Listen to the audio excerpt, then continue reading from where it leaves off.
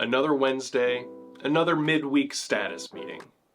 But today, as you walk into the conference room, prepared to sit back and listen, your boss approaches. Hey, I loved your idea the other day. Could you take 5 minutes to pitch it to the team? Yikes. What you thought would be a status quo morning meeting turned into 5 minutes of office fame. And you're unprepared and a little uneasy. Does this scenario sound familiar? Sometimes we're asked to present at the very last minute with practically no time to prepare.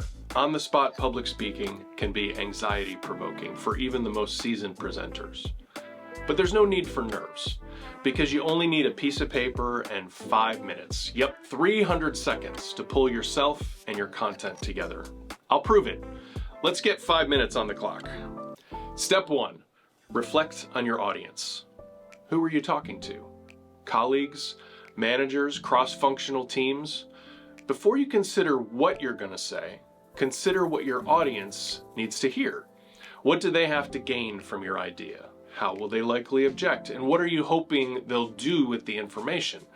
Once you get in the audience's headspace, you're ready to move on to content. Step 2, determine main points. Now it's time to consider what you'll talk about. You've got 5 minutes of face time and so much to say. With limited time to present and prepare, you've got to keep it simple. So, figure out your main points. 2 to 3 will serve you well. When giving a persuasive pitch, here are 2 strategies for how you might organize those main points. Strategy number 1, state what you're proposing and use your main points as support. So that might look like, we should do blank, and my main points are reason number 1, reason number 2, and reason number 3. Strategy number 2, try out Duarte's time-tested persuasive favorite. Begin with what is, move to what could be, and end with a new bliss. What is sets up a need or a problem, and what could be offers a solution. The new bliss helps others picture what the world will look like when they do or don't adopt your idea. Even if you're not doing a pitch and your presentation is an update or an information share out, the 3 main points still apply. For example, you might A, describe the project, B, share some wins, and C, offer a few lessons learned. That's 3 main points. Or maybe you're giving an update on a product your team is working on. In that case, consider organizing your message chronologically. Here's where we started, here's where we are today, and here's where we're going. As always, consider your audience and the information they need to hear, not just what you want to say. Okay, now you've got your message structure, and good news, you've still got some time to prep. The next step, consider how you'll open and close. Step 3, plan an introduction and a conclusion. For an intro, ask yourself, how can I draw the audience in? Depending on the context and the audience, it may be appropriate to begin with a rhetorical question, a startling statistic, or by painting a picture of the current challenge your team faces. At the very least, make a plan to introduce your topic and preview what you'll cover. It might sound something like, attending the developers conference was a great investment for our team. That's my topic. We gained new knowledge and skills, we expanded our network and resources, and we bolstered our own reputation as innovators in the space. And that's my preview. Those are 3 topics. When it's time to conclude, don't leave the audience hanging. End with some oomph by including a brief closing remark. You can wrap up with a call to action, a summary of your message, or an invitation for the audience to learn more. If you're running out of prep time, jot a simple call to action in your reference notes so you don't forget to include a close. Step 4, add a bit of evidence. The meeting hasn't started yet? Great.